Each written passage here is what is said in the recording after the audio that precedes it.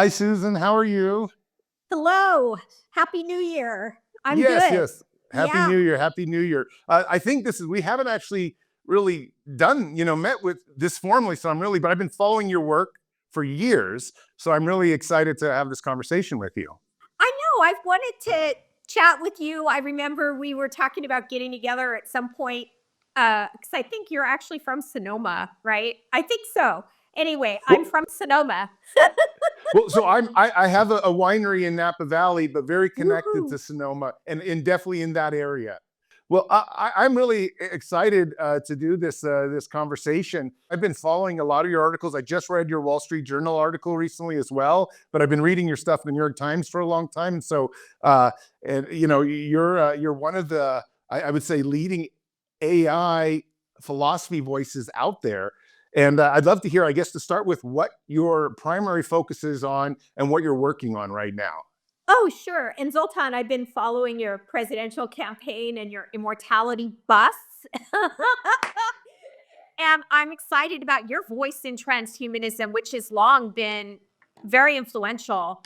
So it'd be good to have a powwow today on transhumanism, which I think both of us say we're transhumanists. We care a lot about the issues and how they're framed too, right? And also the future of humanity. So I think it'll be really fun to talk about what we're doing.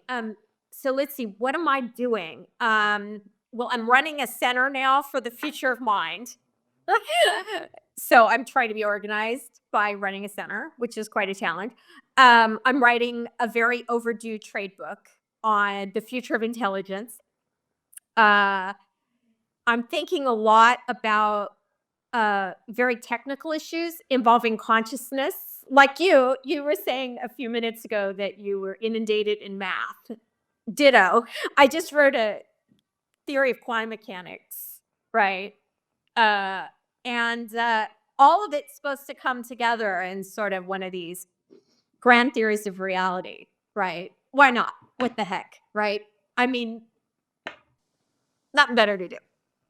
Right, right. No, that sounds awesome. I love grand theories of reality because it's actually nice to try to take all these little bits and pieces and actually make some structural sense of it in the overall way that we live. So actually, I'm really attracted to grand theories, even if whether they're right or wrong. Obviously, probably nothing has really ever been right yet because we're not smart enough. But the truth is, it's just I like seeing those big giant perspectives. Well, just a little bit about me. I think I've just finished my master's at University of Oxford in practical ethics. Um, and there's a very strong philosophy component to that. A lot of the articles, I did 6 essays, 6 modules, and then a thesis. And many of those essays and the thesis were focusing on artificial intelligence, as well as the idea, an interesting one, maybe I'd love to hear your thoughts on predation. This idea that most things try to eat each other, try to conquer one another. And, a big worry. And in fact, I just got this morning from reading your Wall Street Journal article about, having kind of guardrails for AI. The question, and I've written about this too, is will AI become something that actually is, I don't know, I want to say predator, but could at least be sort of predatorial towards us human beings. And so I spent a lot of time actually discussing those with professors there at Oxford. I finished now. I may end up doing a PhD. We'll see. It's something into the future now. But that's really what I guess I've been doing the last few years, in addition to continuing to write articles about transhumanism. Oh, that's awesome. Yeah. I mean, it's funny that we transhumanists, I think we sort of began by reading people like Ray Kurzweil and started with a very utopian picture of the future in which humans merged with AI. And I still remember just being mesmerized by that view and thinking about this idea of reaching a higher level of consciousness and radical longevity. And I think Kurzweil, speaking of systematic philosophers, I mean, his books were very philosophical and very systematic, actually. Um, and then I guess it was around the time that social media got really awful. I started to think, oh my gosh, the future of human machine interaction isn't so utopian after all. Look at these like bubbles and on Facebook, and look at the way that social media can activate the lowest elements of the brain, the lowest elements of society, and create all kinds of problems, and how data privacy just doesn't exist. I mean, it's, excuse my language, but it's become such a shit show that it's rather hard to reconcile these issues with the original transhumanist vision in which AI brought us to this utopia. And I think you're right. The topic of predation is all around us all day. I mean, now there's cyber wars. And so it's connected to geopolitics, which is an absolute nightmare. Absolute. And so the piece that I wrote with Kyle Killian in the Wall Street Journal was really, it was based on his wonderful work. He has a thesis on this issue. And, it's about how these AI mega systems, these systems of interlocking AI services could have emergent features and interact on in the AI ecosystem, and how one predatory AI can combine with, an adversarial organization's AI in a very complex way, very impossible to compute, really. And we can witness, unfortunately, unintended consequences. Philosophers are very interested in emergence. And I think this is all about emergent intelligence. And it's really no joke. It's just not funny.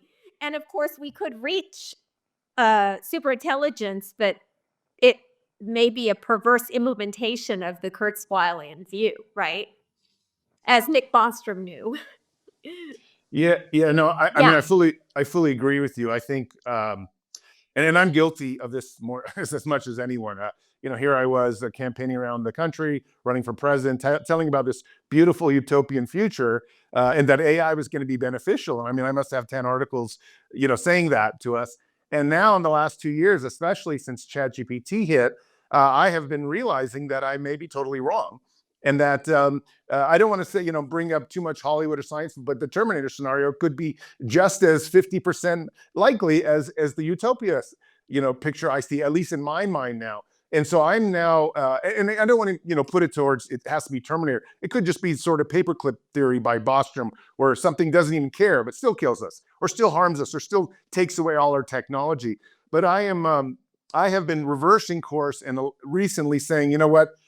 We also need to be incredibly careful. And what's really been, I guess, bothersome to me is that the longevity industry has finally reached like the mainstream. You see people all over the Oh, place it's taking hot. Yeah. billions of dollars, kind of pouring Yeah. into it. It seems like we've reached our moment.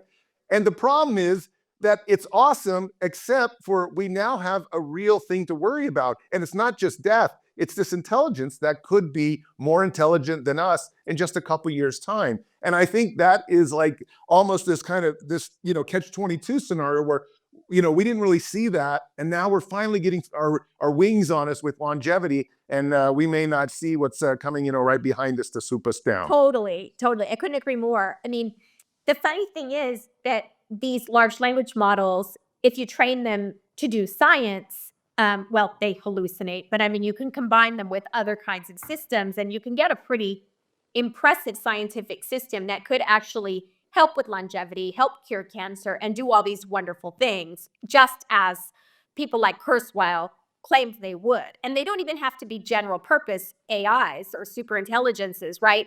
They can be just specific to a certain domain, if you will, right? I mean, you can train an LLM to just do science. But the problem, yeah, is that there's just, a mess on the internet right now. And, it's connected up with the geopolitical situation as well, right?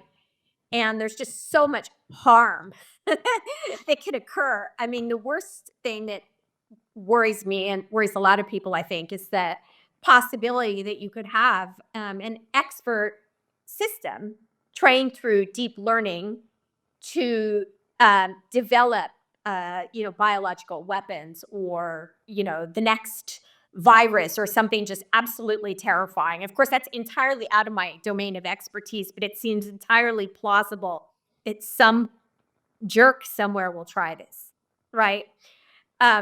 Yeah, so it's a mess. And of course, the possibility that the bots are all over the place. So they're all over social media. And, I think that the AI alignment people have been doing a really good job so far.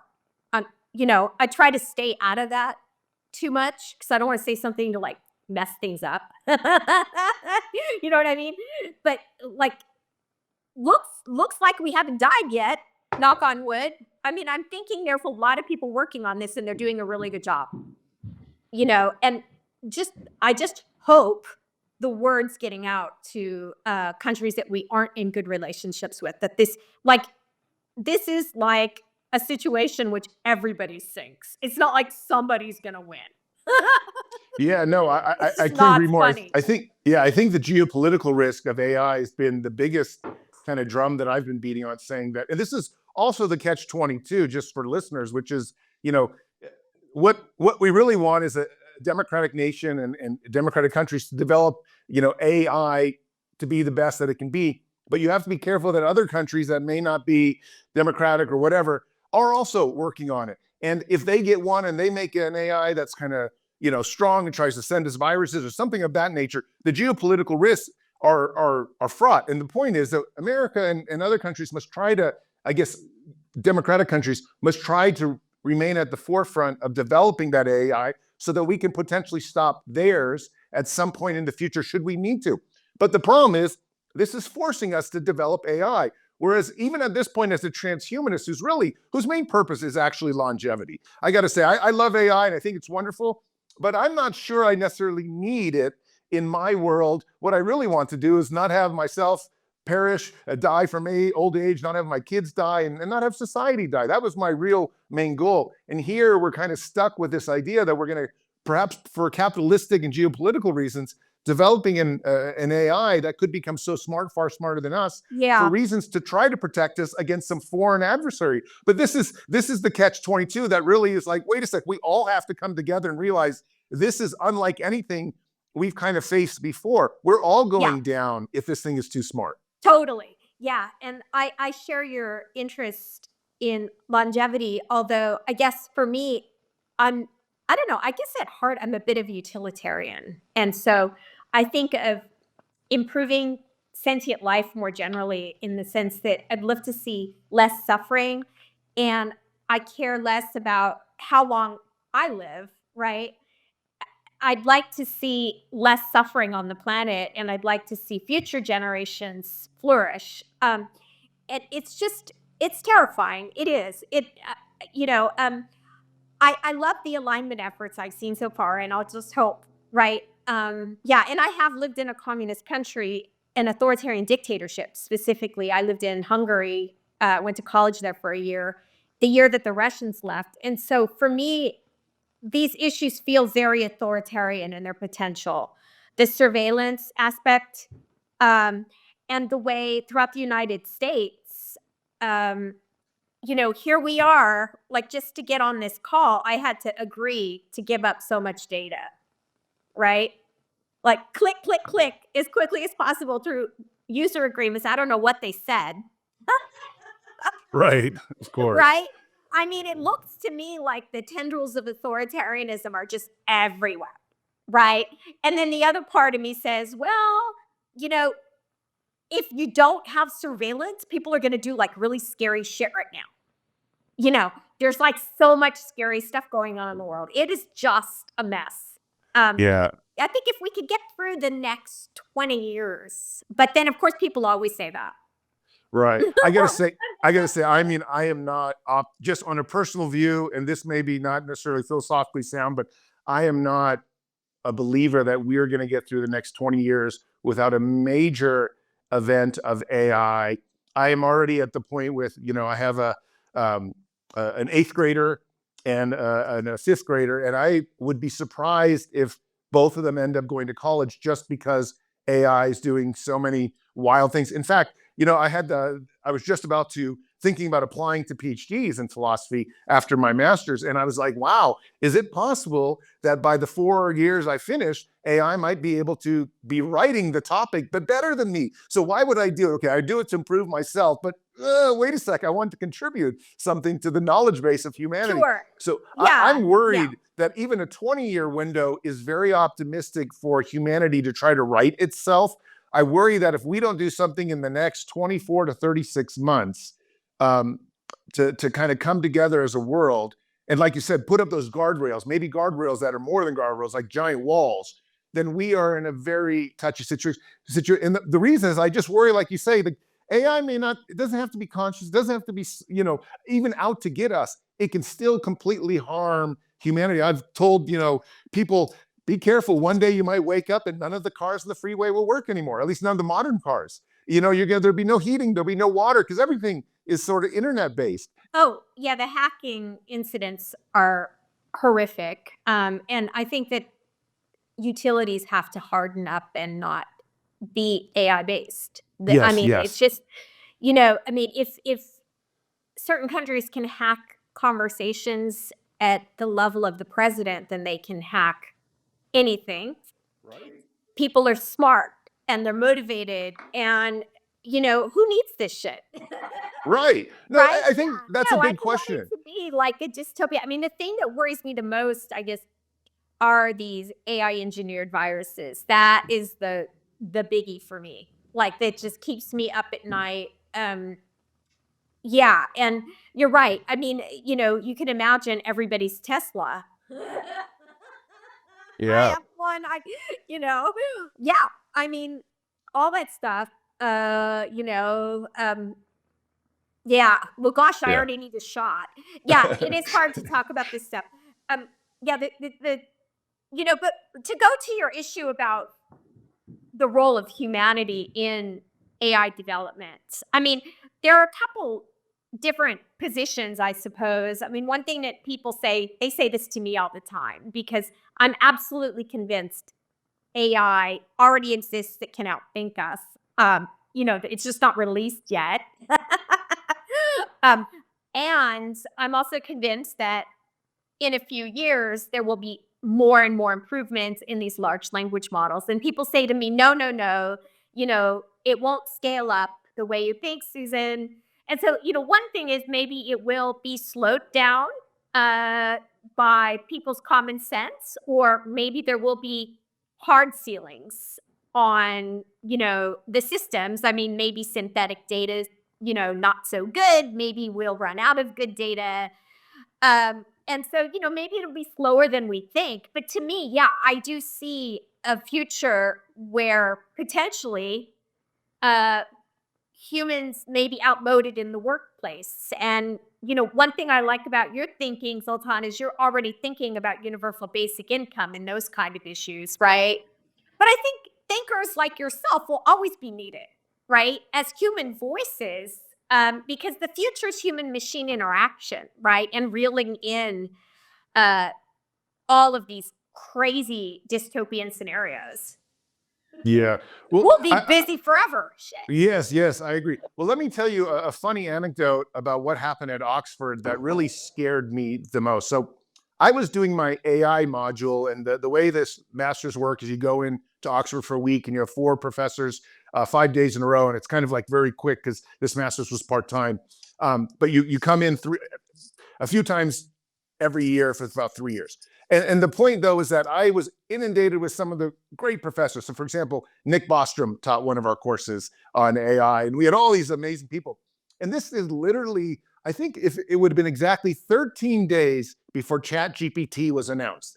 And not one person at Oxford, not one of the 20 Oxford professors knew that ChatGPT or the generative AI was actually coming out. And these are some of the top people, and it really scared me because I realized that the only people who know what's going on, I think, are probably the coders, the programmers, and maybe the CEOs. And if I was a CEO, and I'm a journalist, and I had been trying to interview CEOs forever through my last 30 years for National Geographic or whatever, people hold the secrets close to them.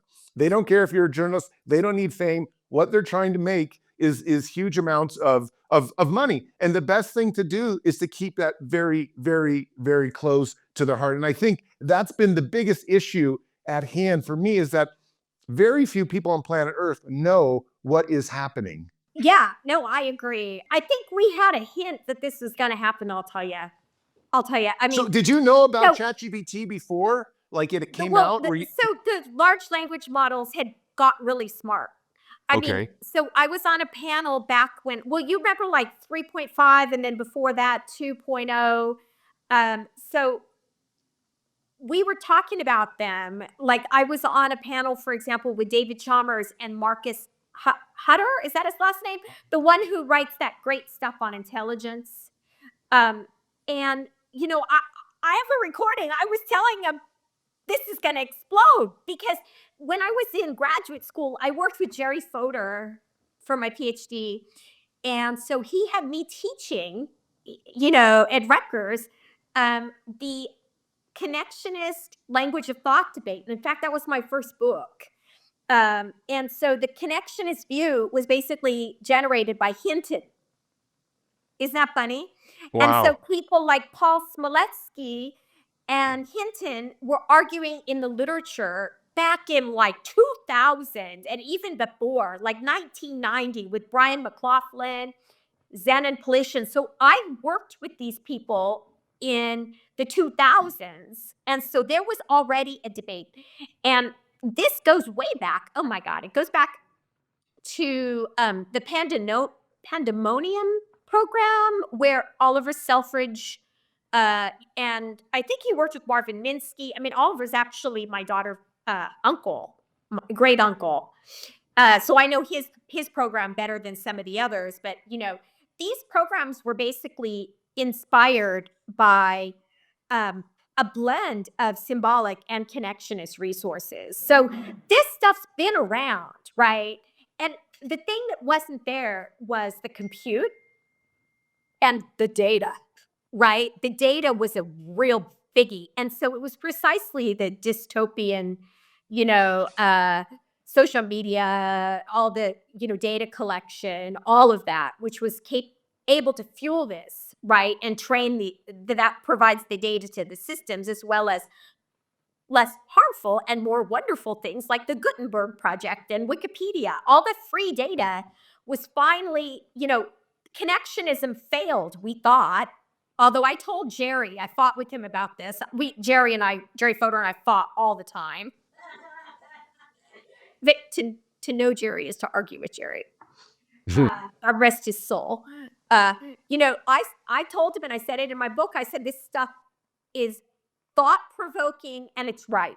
It's right in some ways about how the brain works as well. The brain, I think, is a hybrid system in a lot of ways, that it's a symbolic and deep learning system. I mean, deep learning in a watered down sense. But anyway, I mean, there's no reason why this can't continue.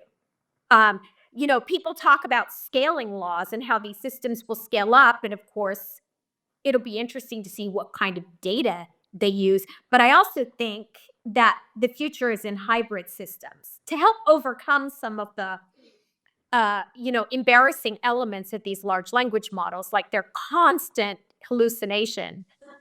Right.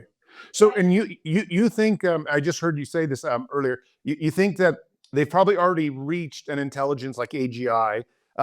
They're just keeping it under wraps right now for either publicity reasons or just the alignment people, because they don't know enough about it. Do you think they're maybe a year or 2 years ahead of what they actually publicly released? Well, okay, so we don't know what nations are doing in their undercover work, right? And it'd be crazy of us to think that there's not smarter models out there, right? That's one thing. The other thing is they only released the really aligned models because after the Microsoft Tay embarrassment, Right. that was I funny. know That that was was like, crazy. now it took like 12 hours for the teenagers to corrupt the system, and then they turned it off, and then they corrupted it again. Yeah. Yeah, it was saying it loved Hitler. Yeah. So, I mean, after that, these companies are very, very cautious. And, there's an issue there too with aligning them to be, inoffensive, because when you do that, you are actually structuring the whole network differently. I mean, that's the thing about the technical aspect of these systems. I mean, these multi-layered neural networks are made up of interconnected nodes, and the concepts are encoded holistically. So technically, when you change one concept in the system, you change the others too, because everything is holistically defined in terms of the other nodes in the system, right? I mean, this goes into really cool issues in philosophy of language, actually. And so when you align these systems, you can dumb them down. And the public dumbs the systems down. I mean, I don't know if you've ever seen this, but like you get up one morning, you're like, oh, GPT just got so dumb, right? And I'm thinking, oh, that's just the human feedback making it stupid, right? So I'm sure there are smarter systems, but they may be like absolute devils. And that probably scares the shit out of these, AI experts, right? I mean, I think that they've been nervous for a really long time. Like as soon as you set one of these systems up, I mean, I think that thing where, this was probably orchestrated, right? The New York Times, like the reporter, oh, let me interact with one of these systems and talk about how it hit on me and told me to break up with my wife. But that's actually how the systems behave. They really have these features, right? Right. No, Yeah. it's so what do you think will happen if so first of all, one of the things I know you're working on and what you want to speak about was AI agents. And that's, I think, really the theme of 2025. We're going to be inundated with these AIs that start mocking not only our own personalities, but can do stuff for us. Finally, a really functional thing. And of course, then the question is maybe 2026 or end of this year, we'll have the robots that actually can physically do things. And I can't wait to have like a dog walking robot or a cleaning robot or just even something that cooks. I mean, these things. But what do you think of the AI agent revolution that's literally about to happen? I understand. It's here. And, I have them. I have an AI lab. And yeah, I mean, I think that they're going to outmode us in the workplace unless it's handled well and carefully. And I think people need to make plans for UBI. I think Yeah, you're entirely right. And I think we need to better understand their characteristics. So we're going to focus on this at MindFest. I'd like to invite you to come down and give a talk if I'd you love want. to. Thanks. Oh, cool. Oh, you're going to love it. We're right on the ocean. You're going to love it. It's Oh, so, okay. I'm a big surfer, as you might know. it's the surfing is good. Oh, good. Oh, yeah. I know all about it. I've tried. Oh, good. Well, I Oh, wanted my big dream was to become a professional surfer, but I never made it. So that's how I ended up in doing writing and philosophy. So I love surfing. oh, you have to come to MindFest. I even got speakers, hotels on the beach. So, and I live on the ocean and I can tell you where to rent a surfboard. I'm a boater. I'm a big boater. Oh, That's good. why I'm flying in tomorrow morning. I'm going to get Captain Susan back on her boat, man. Oh, I nice. cannot wait. Oh yeah, I live for that. Hey, I mean, you need hobbies before what did Prince say? Party like it's 1999. Yeah. Did you know that I was a big sailor too? I don't know if you. So when I was 21, I left. I took time off Columbia University because I was having a hard time to adjust to college, and I left on a small sailboat, and I went for about 7 years, 2/3 around the world. In fact, my sailboat is in Greece right now, but I crossed the Pacific and Atlantic Oceans. I'm sorry, I had no Pacific and idea. Indian Oceans. Yeah, Oh my God, you're so brave. You are so brave. Um, so the sailing's pretty good. I mean, most people have power boats out there. You right. know, Yeah. Google Boca Raton and Pompano Beach, and you'll see why. Because Pompano's the boating capital of the United States for fishing and power boating, but sailboats. It it's funny because you hardly see sailboats many days, but then when Right. finally you get a wind, like the other day when I was out, I was the only boat that wasn't a sailboat. There are sailors out there. Um, yeah, I Wow. don't think I'm gonna get a sailboat because Well, just for I the used it reason. only because I used the sailboat only because I was so young and I wanted a floating apartment of books. So I had Oh yeah. 556 books, And I just for 7 years did nothing but read.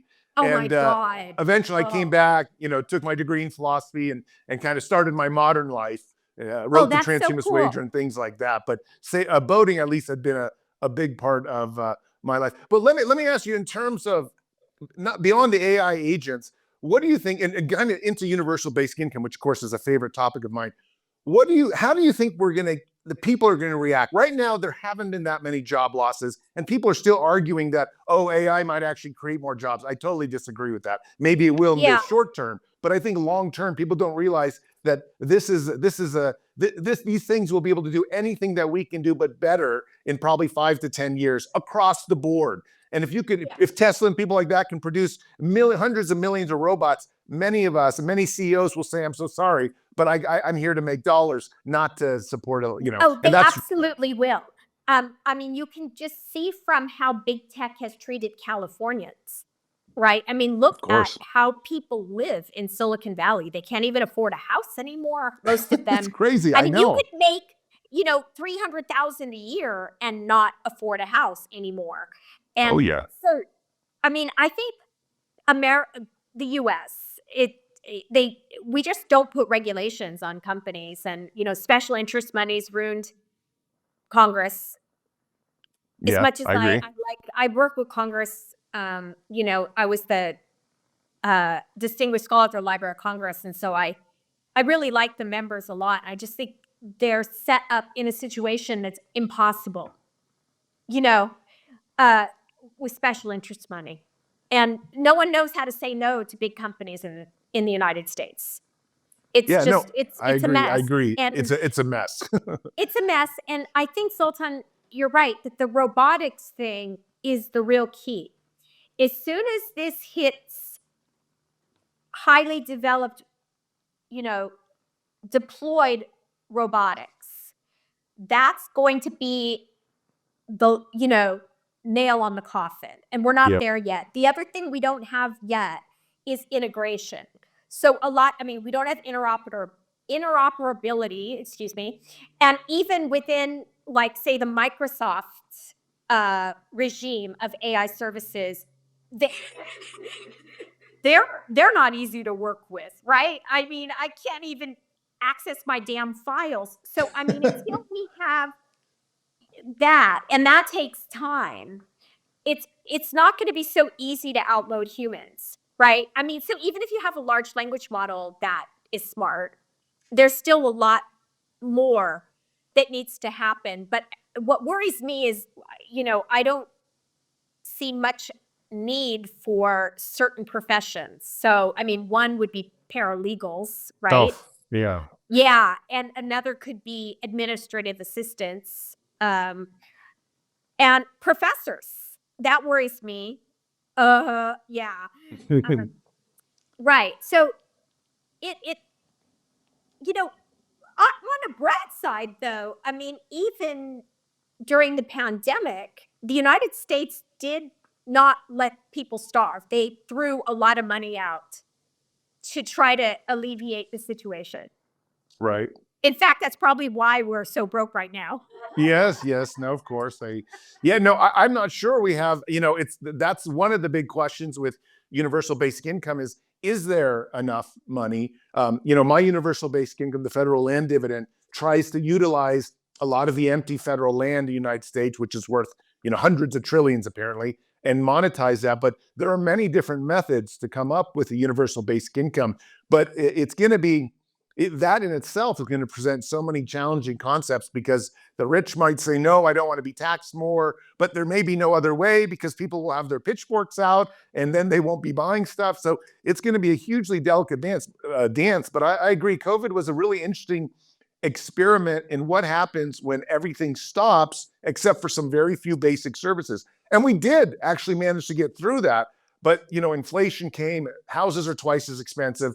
A lot of people, I think for sure the rich got richer and the poor got poorer. So I don't know how long that can go on before there's kind of major change in the country, or at least pitchforks. I don't know, demonstrations, civil strife, things like that. But Oh, you know, I, yeah. but I think AI is way, way larger than COVID because it's one thing to make people stay at home. It's another thing to say not only do you not have a job, but you're never going to have a job again, because this thing is just going to keep getting smarter and better than you. And so you have to live entirely off the government or off services or whatever. Yeah. And this presents a major, I think, existential dilemma for how a lot of Americans kind of view their world. And not just Americans, of course, this is worldwide.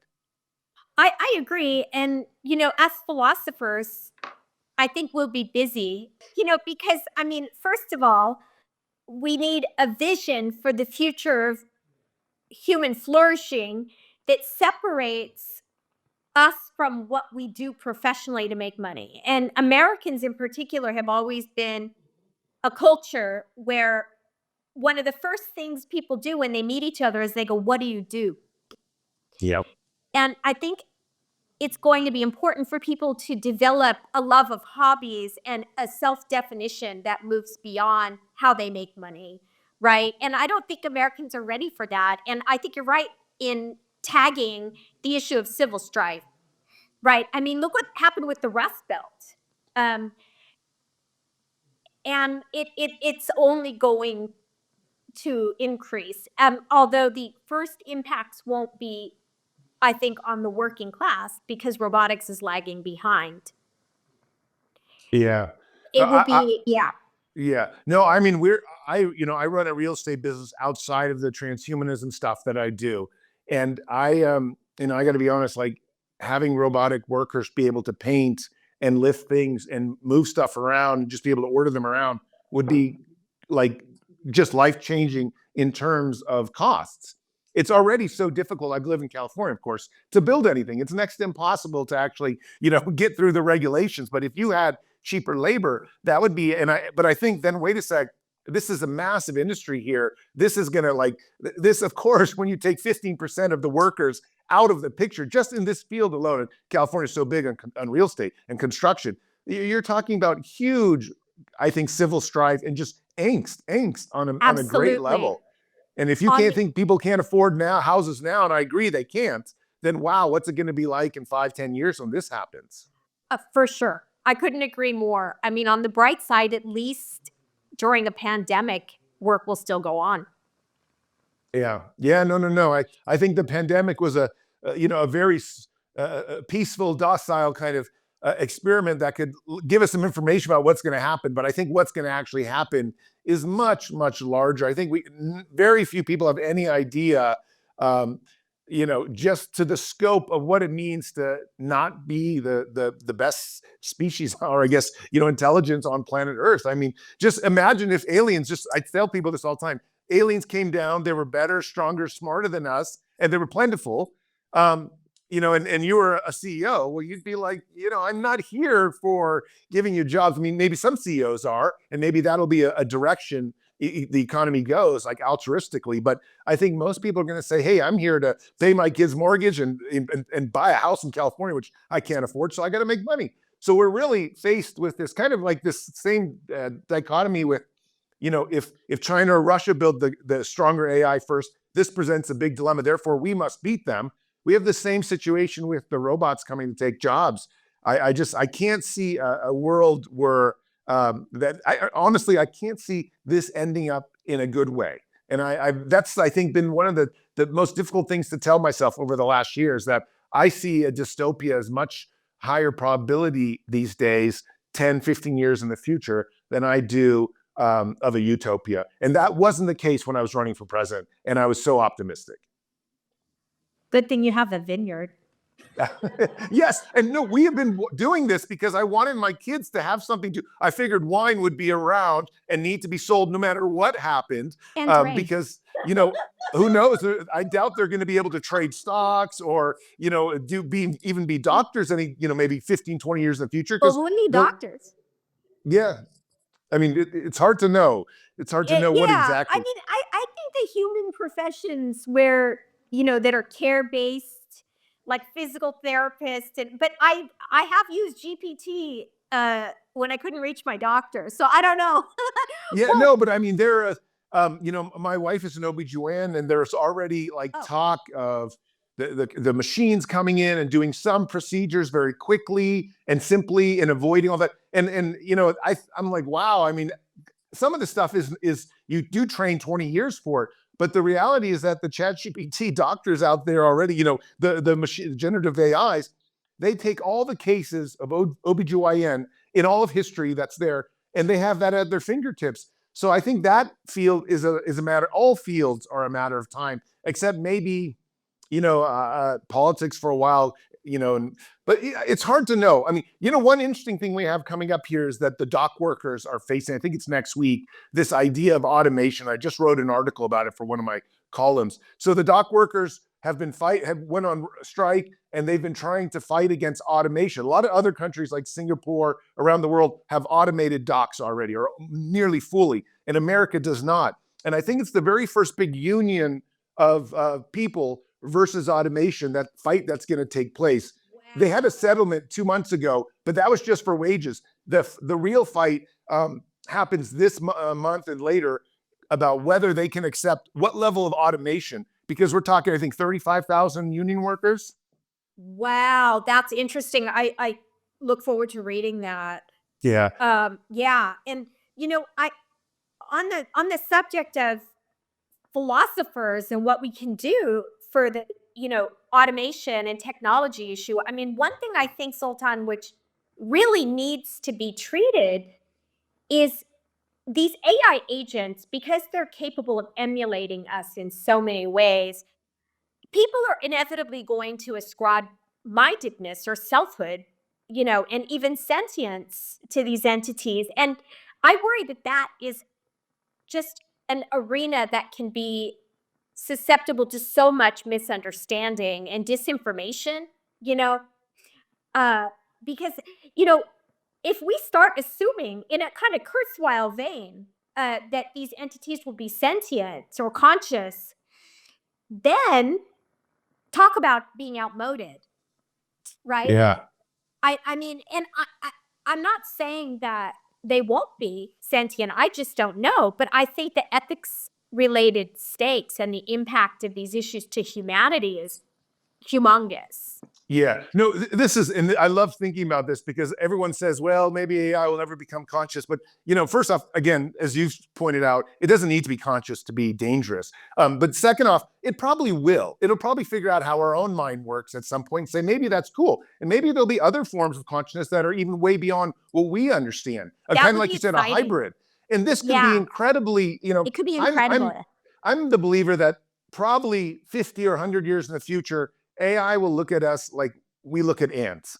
And, we have, as I say all the time, we have 3 pounds of meat on our shoulders. That's what our brain weighs about. And until we can get out of that, we have a kind of a structural capacity problem. But I think machines going through the internet, all these other things, they're going to be able to grow very fast, maybe have many different types of senses, many different types of ways of being conscious. I mean, it's way beyond even what we think of in terms of the Star Trek. It's almost impossible for our brains to really grasp how smart and what it would be. I guess it would be almost thinking like, what would you, if there was a God or something, what would that be like?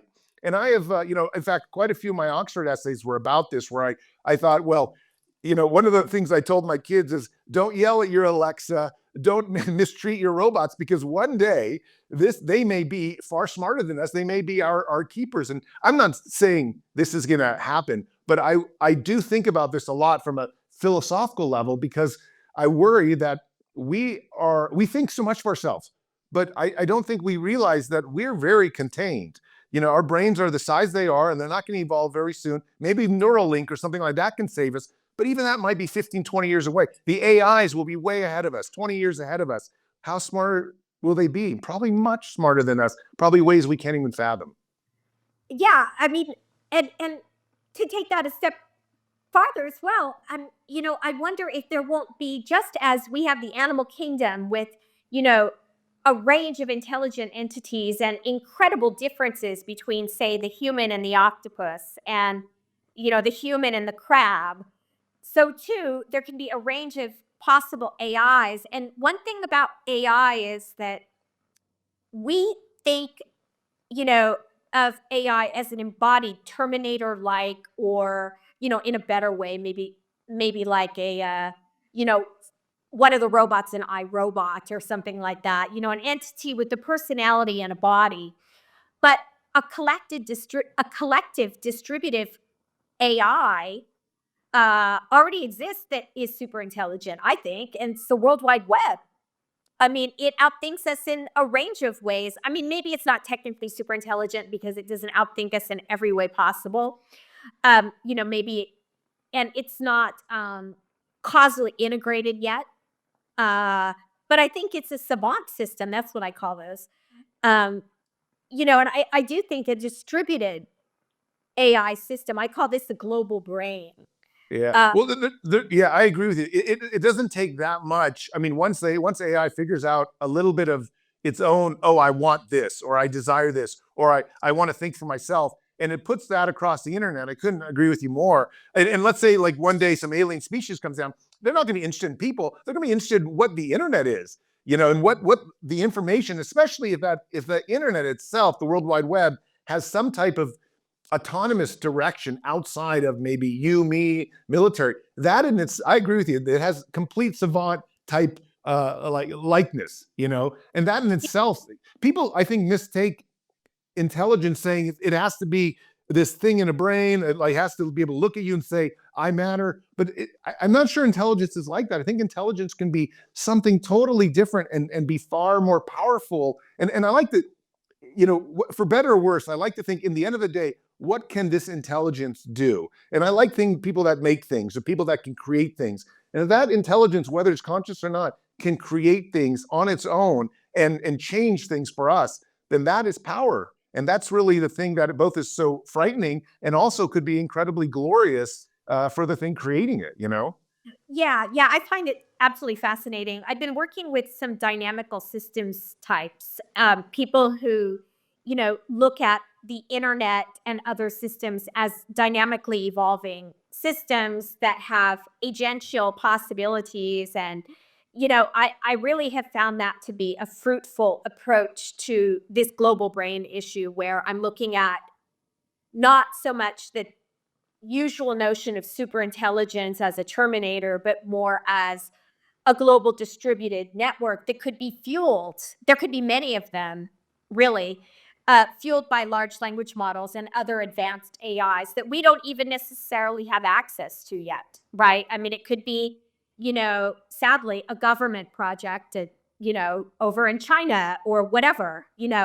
But I mean, I think these systems are very important and interesting to think about. And we have to learn to look for the markers of such systems and understand that we can't anthropomorphize.